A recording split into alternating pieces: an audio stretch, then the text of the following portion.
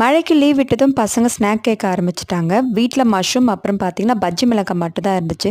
அத வச்சு ஒரு சூப்பரான மிளகாய் மஷ்ரூம் ஸ்டஃப்டு பஜ்ஜி எப்படி பண்ணுறதுன்னு பார்த்துடலாங்களா? ஃபர்ஸ்ட் ஸ்டஃபிங்க்கு ரெடி பண்ணிக்கலாம். மஷ்ரூம் க்ளீன் பண்ணிட்டு நல்லா பொடியாக கட் பண்ணிக்கலாம். இது கூட ஒரு வெங்காயம் கட் பண்ணிட்டு பஜ்ஜி மிளகாயில் சென்டரில் கீறிட்டு விதையை எடுத்துடலாம். இப்போ தோசைக்கல் சூடு பண்ணிட்டு 2 டேபிள் ஸ்பூன் பட்டர் சேர்த்துட்டு பொடியாக நறுக்கின பூண்டு வெங்காயம் சேர்த்து வதக்கிக்கலாம். இப்போ பொடியாக நறுக்கின மஷ்ரூம் சேர்த்துட்டு ஒரு 2 நிமிஷம் வதக்கிக்கலாம். இது கூட உப்பு மிளகுத்தூள் சேர்த்துட்டு கொஞ்சமாக கொத்தமல்லி சேர்த்து ஸ்டவ் ஆஃப் பண்ணிக்கலாம். இப்போ பஜ்ஜி மாவுக்கு ரெடி பண்ணிக்கலாம். 3 கரண்டி அளவுக்கு தோசை மாவு சேர்த்துட்டு 1/2 கப் அளவுக்கு கடலை மாவு சேர்த்துக்கலாம். இது கூட ஒரு டேபிள் ஸ்பூன் அளவுக்கு மிளகாய் தூள், 1 டீஸ்பூன் சோடா உப்பு, கொஞ்சமாக ஃபுட் கலர் சேர்த்துட்டு 1 டீஸ்பூன் அளவுக்கு உப்பு சேர்த்துக்கலாம். மாவுலேயும் உப்பு இருக்கும், அதனால பார்த்து சேர்த்துக்கோங்க.